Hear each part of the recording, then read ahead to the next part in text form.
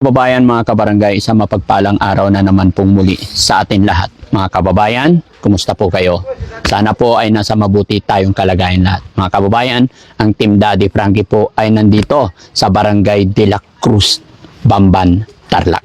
So, may nakipag-usap sa atin mga kababayan na isang kabarangay natin na medyo nangangailangan daw ng tulong dahil may karamdaman. Ayon sa nakausap, concerned citizen na inilapit sa atin ang pamilyang ito na nahihirapan sila sa kanilang mga karamdaman.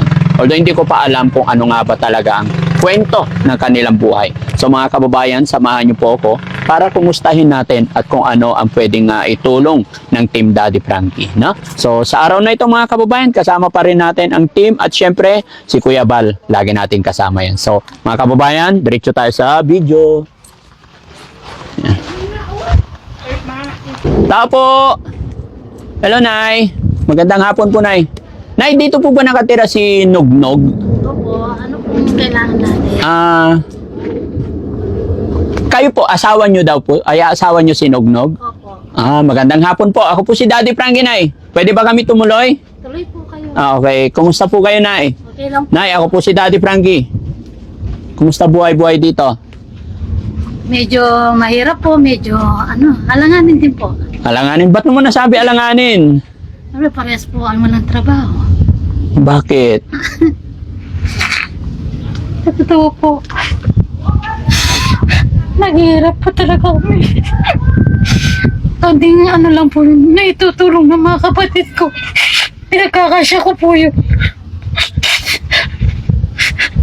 Bakit po? Bakit? Ano bang hanap buhay niyo po? Bakit mahirap? Nagbabakir lang po yung asawa. Madalang lang po yung niya pag-iasra po. Andyan po ba si Tatay Nognog? Opo, nandiyan po siya. Pwede pakitawag? Pwede makausap? Eh, Nandyan. opo. Ito po bahay niyo? Oo. Ay, magandang hapon, sir. Kayo si Nognog. Opo. Ang totoo niyong pangalan po? Henry De Leon.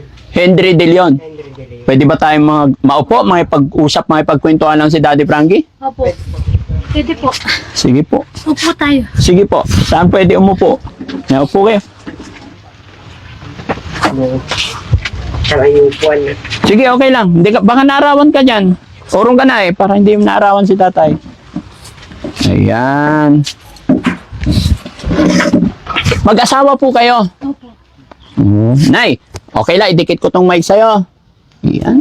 Si tatay. Tatay Henry De Leon. Opo. Ilang taon na po kayo, tay? 48. Bata pa. Si nanay, ilang taon? 41 po. 41. May anak po kayo? Isa po ba? Ayun, anak niyo yun. Anong grade? Grade 3 po. Kaya kami nakarating dito dahil may security guard tayong kaibigan dyan. At itinuro tong lugar ninyo. Kaya po kami nandirito. Pamilyar ba kayo or naririnig nyo ba yung pangalang Daddy Frankie? Wala po kami cellphone. Wala kayong cellphone. So hindi nyo kilala si Daddy Frankie. Hindi po. Ako nga po pala si Daddy Frankie. Gaya ng aking sinabi, kaya kamagan nakarating dito. Dahil sabi ng kaibigan natin is pasyalan ko kayo. Ano po ba hanap buhay nyo po? Nagwe-waiting lang. Nagwe-waiting. Pataya po. Papataya. Si nanay naman, Dito lang po sa bahay. dito lang kayo sa bahay. Kumusta ang buhay-buhay, nay? Minsan po meron, minsan wala. Minsan meron. Sa ngayon po kasi, ang asawa ko, may sakit po sa puso. Sa puso po talaga yung niya. Sakit niya. Paanong anong sakit po? Sa po yun, sa diabetes. High blood diabetes po siya. Kahit ako po, meron din po ako. Sakit. Paano kayo nabubuhay ngayon kung may sakit? Nagbibigay po yung mga kapatid niya. Ay, kapatid niya po. Kapatid niya po, kapatid ko. Share po sila sa akin. Kay sir, ilan po kayo magkapatid? 4. Kayo naman ilan po kayo magkapatid? Walo po, ang patay na po yung isa. Dito na lang po kami. So may isa po kayong anak. Opo. Nag-aaral po. Opo. Matagal na po pa kayo nakatira dito? 18 years na po. 18. Sarili niyong lupa naman ito. Opo. Very good. Mabuti kahit Right pa. po ito, right. Right lang. Opo. Anong grade na po anak niyo? Grade 3 na po siya. Sabi ni nanay, Nay, sabi mo, alanganin, minsan okay, minsan hindi. Opo. Bakit po? Pwede bang malaman ng kwento ng buhay-buhay dito? Pag minsan po, hindi siya, dahil may sakit po, hindi siya makapagtrabaho. Kaya ang ginagawa ko po, ako pumunta ako sa mga kapatid ko. Naging po ako ng pera, nabila ng bigas. Tapos nangungutang po ako. Eh wala naman po akong pambayad. Siyempre pag dumami po yun, may stress ka lang. Tanong po yun. Si tatay naman. Tay, kumusta naman ang hanap buhay? Paano mo sinosurvive yung pamilya mo sa araw-araw? Pag minsan kumita ako ng pagminsan na 500 kung yung sobra nun sa ko, yun lang pagbili ko ng ulam. Pag minsan, pag gabi, kukulera ko. Bagger. Ano po? Bagger. Color, Bagger. Tatawag ng Castro pasayeros. Saan po? Dito sa kanto. Tarlac Bamban po yun. Sa Tarlac, Banban.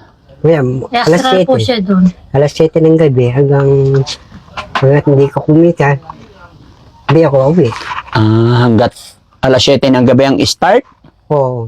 ng trabaho mo. Opo. So hanggang anong oras ka makakauwi? Kung kikita na ako ng 200, uwi na ako. Pwede na umuwi. Pwede na. Gaano katagal kitain yung 200? 2 oras lang Dalawang po oras. yun. 2 oras lang. Malaki ng kita pala kung 2 oras. Minsan po, ano lang, Minsan- 110, 120, ganun lang po. Hindi na po Pag wala kalaki at masyadong talagang kita niya. sumasakay, wala rin. Mm. So pero pag walang kita, hindi ka pwede umuwi. Hindi po. Hindi po. Wala pong baon yung bata. Wala mong bawang sa umaga. Mm. Pag minsan, sabi ko sa kanya, anak, mag-aaral ka. Pagdating ko, ko ng umaga, idadala na lang kita ng baon mo ako. Oo. So, sabi ng mga anak ko, sige tayo kaya. Minsan walang baon. Oo, baon. wala siyang baon. Lahan mo, susunduin mo na lang. Oo. So si nanay naman dito lang sa bahay. Oo. Bata pa naman si nanay, makakapagtrabaho pa. Hindi ko na po kaya, sir. Hindi na kaya magtrabaho. Nalis na Kasi yung, po nalis na yung natanggal niya. na po yung manok dito sa paa. Yung, Na Bago anong, nga opera po ako. anong meron sa paa? Yun po natanggal na po yung dito. Ano, berong po yan. oo. Ay, ito. Oo, yung Opo. Pwede makita po? Ay, hindi May- po nakakaya. Ay, hindi, okay lang. Nakabalot po eh. Oo.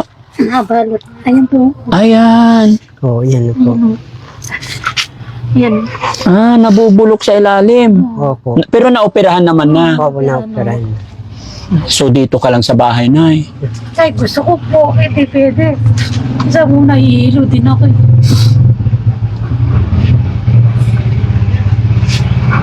Matagal na po yan na sakit mo, nay. Ano po, 2 years na. 2 years na. Oo. Kaya pala kayo yung inilapit sa amin. Siya po 9 years na. 9 years na po may sakit. Opo. So yun mga kababayan, no? Kung unang tingin ko po sa kanila, parang simpleng pamumuhay, simpleng bahay lang po yung napapansin ko. Pero habang sila po ay aking kinakausap, unti-untit nalalaman natin yung bigat at hirap ng kanilang pinagdadaanan. Ayon nga po kaya tatay, nagbabarker ang kanilang pangunahing pinagkukuhaan ng pang-araw-araw nila. Dahil ito nakita ko po, sakit ni nanay, diabetic. Ayan. Ito mga kababayan, tabi-tabi po sa mga nanonood or kumakain dyan. Si nanay po medyo hindi maganda yung kondisyon ng kanyang paa dahil nabubulok pala. Hindi ba naoperahan yan? Oo. Pero kailan naoperahan? 2022 po. Matagal na. Tapos ngayon, umarangkada ulit. Oo. Nagsariwa na naman po. Sariwa na naman yung, Balik po siya. pabalik-balik yung sugat. Oo. Una, pinutol yung mga daliri, gano'n. Oo. Gumaling naman po siya. Mm-mm. Kaya lang, pag minsan po, dumarating yung nag-ano po siya, Namamaga. Namamaga. Kapag minsan, makakain siya ng Yung kontra po. kakain siya ng sardinas. Siyempre, kung ano rin yung mabili ko, yun ang kain namin. So kahit bawal, minsan, Nakakain. nakakain. Siyempre, dahil sa kahirapan, kung ano yung mai-rating pagkain dyan, ano? Oo. Pag minsan po, yung ano, dyan sa ano, kung ano yung lumitaw dyan, kung pwedeng kainin, luluto namin. So, bata-bata pa ni nanay, di na po ng sakit, no? So, kailangan dobling ingat na lang, nay. 34 po nung nagkasakit ako. Po? 34 po. 34 nung nagsimula yung sakit nyo. High blood muna po nauna. High blood muna. Opo. Tapos, Ngayon po, noong 2022, na-diagnose po ako. May diabetic. diabetes na po ako. Naputol yung ano ko po. Mga daliri ko. Naputol ang daliri. Tapos ngayon, ano yung mga ginagawa nyo paraan para Meron po akong panglanggas. nilalanggasan lang? Oo. Pero iba pa rin yun sa doktor talaga. May Oo, maibigay. nagpapatingin naman po ako. Kaya lang ngayon po, wala pong ano. Walang, Pera. walang pera. Pera po kailangan ko eh. Yun ang pinakamahirap sa mga taong mahihirap, mga kababayan, kahit anong sakit meron dyan. Dahil nga po, alam nyo naman ng buhay natin, titiis na lang yung mga iba natin mga kababayan. No? So, hayaan mo po, Nay. Kaya ako nakapasyal dito dahil tinignan ko yung sitwasyon ninyo po. So, loobin sana ng Panginoon na makabalik si Daddy Frankie dito, no? Saan yung sasakyan natin? May dala akong bigas. Pakuha isang sakong bigas. Kaya? Pakisabi kay Rizky, ayan, may dala akong bigas, bigyan ko kayong bigas. Po. Makabawas gastusin, no? Nag-lunch na po ba kayo? Kumain na po kami. Anong ulam? Binigay po ng kapatid niya. Binigyan ng kapatid. Ang gwapong baboy. Oo. Paano pag walang binigay? Wala po, magtuyot taba kami. Toyota ba? Opo. Yun po talaga. Mantika. Mantika, tsaka toyo. Opo. Gaano kadalas nangyayari yun? Hindi naman po madalas. Hindi naman. Minsan meron naman Minsan po. pag wala talaga. Pag nakapagano po siya, meron po. Oo. Na-discount po. Kaya lang anong sakit din ni natatay? High blood diabetes. High blood, diabetic din. Opo.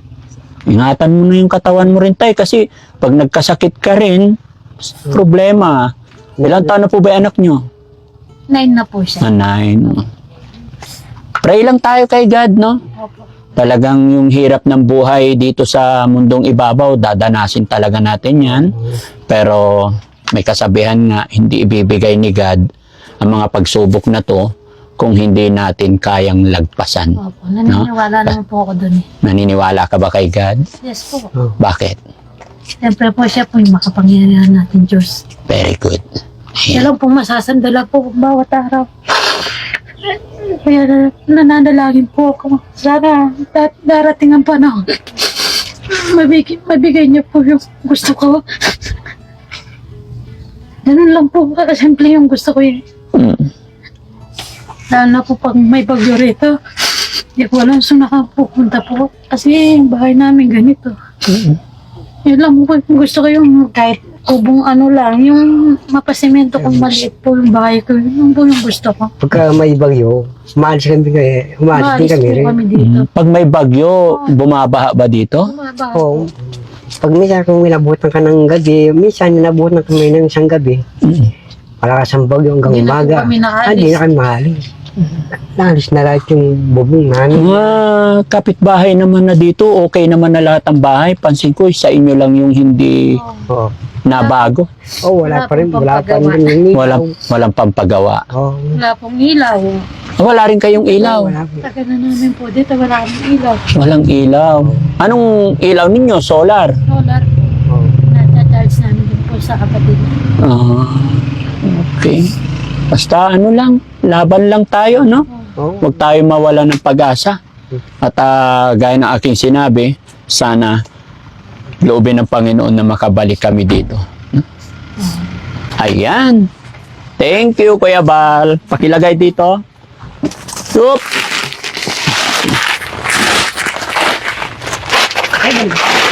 Okay lang. Iyon. Sana makatulong to sa inyo, Nay, Tay, no? Opo. At syempre, para may pambili rin ng ulam, may panggamot, may dalao dito 5,000 po. Sana makatulong po sa inyo. No? Thank you po. Sana po pagpalain po kayo ng matagal. Pinipatay ko po. No? Laban lang tayo, no? So yan mga kababayan, mga kabarangay, no?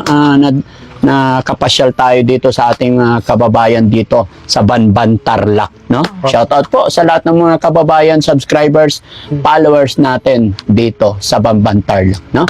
Sa mga hindi pa nakakakilala sa akin, magpapakilala lang po ako. Ako po si Daddy Frankie Official. Ayan. At kung kayo ay bago pa lang sa aking channel mga kababayan, maglalambing po si Daddy Frankie. Subscribe po tayo sa aking YouTube channel at pa-heart na rin yung mga upload videos natin. Nang sa ganon ay mas makatulong pa tayo. Sa pamamagitan po ng pag-heart, pag-share nyo po, ay dyan po tayo kumukuha ng mga pantulong natin sa ating mga kababayan na hindi pinapalad pa at kasalukuyan lumalaban pa sa hamon at hirap ng buhay. So mga kababayan, Daddy Frankie po, anak ng Pangasinan, from Pangasinan, muli po ako'y magpapasalamat sa inyong walang sawang pagsuporta. Hanggat nandyan kayo na nagtitiwala kay Daddy Frankie, patuloy po tayong tutulong mag-aabot ng mga bagay na kaya nating gawin para makatulong sa ating mga kababayan. Nay, maraming salamat, Tay, ha? Gaya na aking sinabi, yan, pray lang po tayo, wag po tayo mawala ng pag-asa. So, anong masasabi ni Nanay na nakatanggap sila ng blessing sa araw na ito? Sa inyo po, marami pong salamat. Sa mga tumutulong po dito sa YouTube niyo po. Sa lahat ng taong tumulong. Maraming salamat po. At kami pong mag-asawa natulungan niyo po kahit paano. Yun lamang po. At syempre, number one, wag natin kakalimutan si God. Kami po ay kasangkapan lang ng Panginoon at ako'y masaya dahil isa ako sa napili na gawin niyang kasangkapan para mapuntahan yung mga kagaya ninyo. Kaya Lord, thank you so much po talaga sa lahat ng biyaya. At syempre, bago matapos ang bidyong ito, samantalahin ko rin i-shoutout ang ating mga kababayan OFW, mga kababayan nating nasa ibang bansa. Kay Sir Marcelo Binluan, shoutout po sa inyo. Ayan. At saka sa Team Rise Above, headed by Tita Hanes, maraming salamat po. No? Yan po. Maraming salamat po. Thank you po. Paalam na po ako. Ay, Nay, kunin ko po yung mic. No? Ingat po kayo rito, Tay. Yan, di na po kami magtatagal. Salamat. Salamat Po kayo dito. Idol. Thank you po. Idol. Hello po.